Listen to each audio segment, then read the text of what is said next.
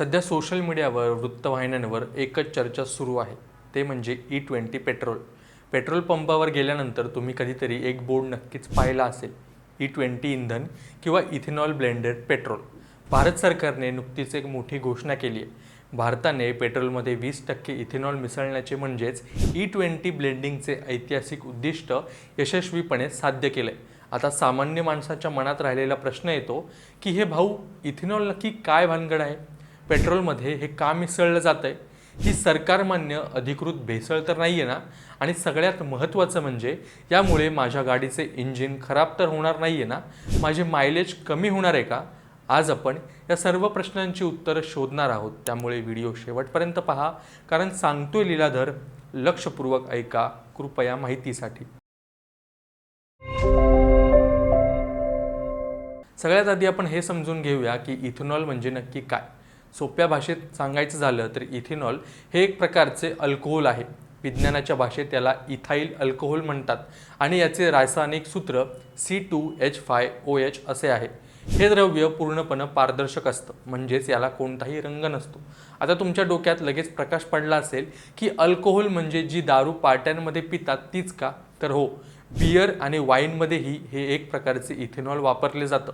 पण एक गोष्ट इथे स्पष्ट करतो की पेट्रोलमध्ये जे इथेनॉल मिसळले जाते ती पूर्णपणे वेगळं असतं.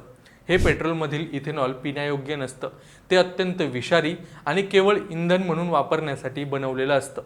भारतात हे इथेनॉल प्रामुख्याने ऊस आणि मका यांच्यापासून तयार केले जातं.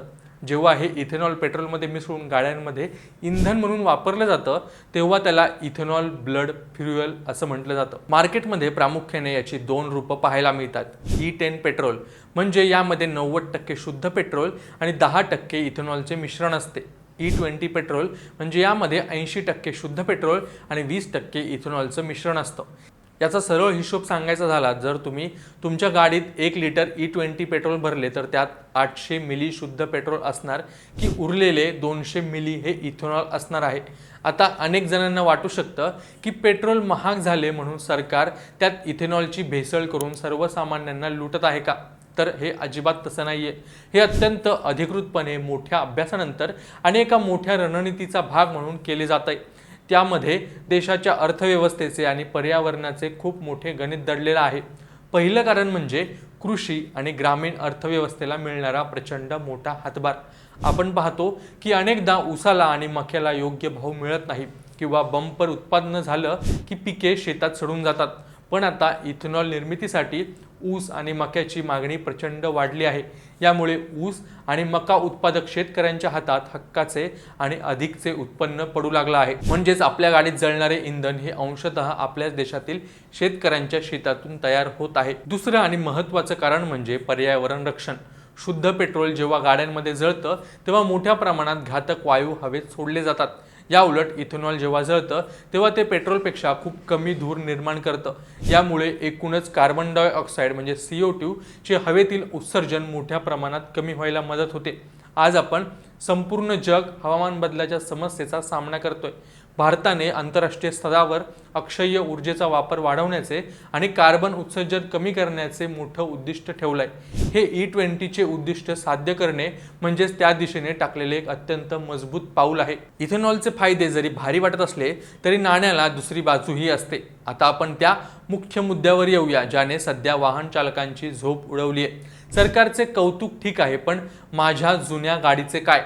भारत सरकारने 2023 मध्ये वाहनांमधून होणाऱ्या उत्सर्जनांवर नियंत्रण मिळवण्यासाठी BS6 हे कडक स्टँडर्ड्स लागू केलं होतं. या नियमांनुसार आता कार आणि बाईक बनवणाऱ्या कंपन्यांसाठी एक गोष्ट बंधनकारक करण्यात आली आहे. त्यांच्या गाड्यांची इंजिने आणि त्यांचे सुटे भाग हे E20 इंधनाचा वापर करण्यासाठी पूर्णपणे योग्य असलेच पाहिजेत. त्यामुळे जर 2023 नंतर नवीन गाडी घेतली असेल तर तुम्हाला काळजी करण्याची अजिबात गरज नाही. पण खरी गोम इथेच आहे. 2023 पूर्वी भारतात तयार झालेल्या या रस्त्यांवर धावणाऱ्या बहुतांश गाड्या या एकतर शुद्ध पेट्रोलसाठी किंवा जास्तीत जास्त E10 पेट्रोलसाठी डिझाईन करण्यात आल्या होत्या. म्हणूनच ज्यांच्याकडे जुन्या गाड्या आहेत त्यांच्या मनात या इंधनाबद्दल मोठी साशंकता निर्माण झाला आहे. विज्ञान असं सांगतं की जुन्या वाहनांची इंजिन आणि त्यांचे सुटे भाग हे इथेनॉलचे प्रमाण जास्त असलेल्या पेट्रोल सोबत उदाहरणार्थ E20 पेट्रोल सोबत जुळवून घेऊ शकत नाहीत. जर जुन्या गाडीत सतत E20 पेट्रोल वापरले तर इंजिन नीट काम करत नाही आणि भविष्यात गाडी दीर्घकाळ टिकवायची असेल तर इंजिनच्या भागांमध्ये मोठे बदल म्हणजेच ट्यूनिंग करण्याची गरज पडू शकते. आता गाडी चालवणाऱ्या प्रत्येकाचा एकच जिव्हाळ्याचा प्रश्न असतो, भाऊ एवढं सगळं ठीक आहे पण गाडी मायलेज किती देणार? तर या प्रश्नाचं उत्तर थोडं कटू आहे. तज्ज्ञांच्या मते इथेनॉलमध्ये पेट्रोलच्या तुलनेत कमी ऊर्जा, त्याची एनर्जी डेन्सिटी कमी असते. याचा अर्थ असा की जेवढी ऊर्जा 1 लिटर शुद्ध पेट्रोल जाळल्याने मिळते तेवढी ऊर्जा 1 लिटर इथेनॉलमध्ये मिळत नाही. परिणामी गाड्यांचे मायलेज कमी प्रमाणात कमी होण्याची शक्यता असते. त्यावर भारत सरकारचा असा दावा आहे की ज्या गाड्या खास E20 इंधनासाठी तयार करण्यात आल्या आहेत त्यांचे मायलेज अवघे 1 ते 2% इतकेच कमी होते, जे फारसे जाणवत नाही.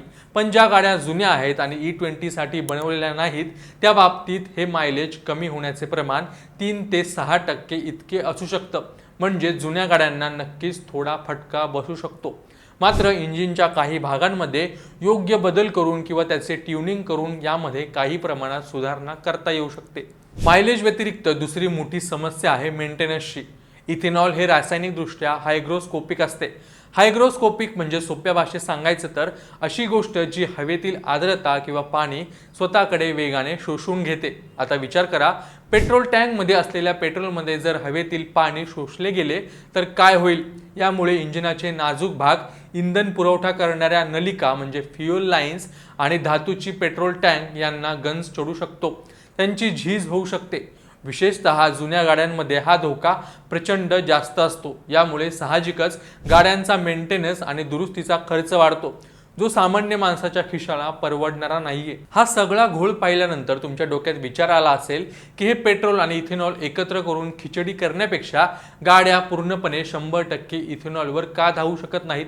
तर मित्रांनो, हे तांत्रिकदृष्ट्या अजिबात अशक्य नाहीये.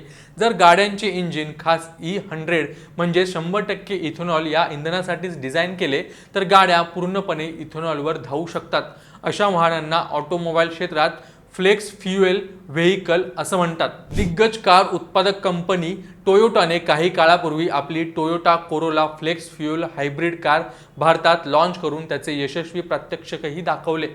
भविष्यात अशा गाड्यांचा वापर वाढू शकतो. सध्या जगभरात जीवाश्म इंधनाचा म्हणजेच फॉसिल फ्युएलचा वापर कमी करून हरित इंधनाचा म्हणजेच ग्रीन फ्युएलचा वापर वाढवण्यावर प्रचंड भर दिला जातोय. पण भारताच्या बाबतीत एक मोठी मर्यादा सध्या दिसते. भारतात सध्या फक्त पेट्रोलमध्येच इथेनॉल मिसळलं जातंय.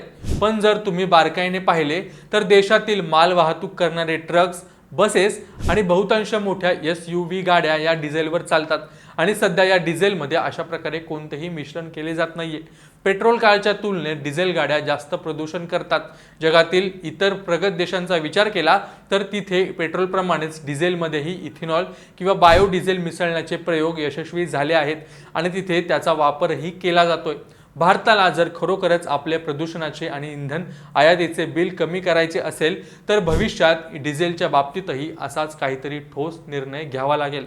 पेट्रोलमधील 20% इथेनॉल ब्लेंडिंगचे हे गणित वरून दिसते तितकं सोपं नाहीये. एका बाजूला यामुळे देशाचे अब्जावधी रुपयांचे परकीय चलन वाचणार आहे, आपल्या देशातील शेतकऱ्यांना थेट फायदा होणार आहे आणि कार्बन उत्सर्जन कमी होऊन निसर्गाला श्वास घेता येणार आहे. हा देशाच्या दृष्टीने एक खूप मोठा आणि सकारात्मक बदल आहे. पण दुसऱ्या बाजूला देशातील करोडो जुन्या वाहन चालकांच्या इंजिनची सुरक्षितता, त्यांचे मायलेज आणि वाढणारा मेंटेनन्सचा खर्च ही देखील तितकीच मोठी आव्हानं आहेत. तंत्रज्ञान बदलत आहे आणि देशाच्या हितासाठी आपल्याला या हरित इंधनाचा स्वीकार करावाच लागणार आहे. फक्त सरकारने आणि कार कंपन्यांनी जुन्या वाहनांसाठी काही सोपे आणि स्वस्त तोडगे उपलब्ध करून देणं गरजेचं आहे. तुम्हाला काय वाटतं? पेट्रोलमध्ये 20% इथेनॉल मिसळण्याच्या सरकारचा हा निर्णय देशाच्या प्रगतीसाठी मास्टर स्ट्रोक आहे की जुन्या गाड्या असणाऱ्या सर्वसामान्यांचे टेन्शन वाढवणारा निर्णय आहे? E20 पेट्रोल वापरल्यानंतर तुमच्या गाडीच्या मायलेजवर काही परिणाम झालाय का? तुमचे जे काही अनुभव किंवा विचार असतील ते खाली कमेंट्समध्ये तुमची प्रतिक्रिया सुद्धा नक्की कळवा. आणि अशाच इंटरेस्टिंग व्हिडिओसाठी अभिजात मराठी विशेषला नक्की फॉलो आणि सबस्क्राईब करा.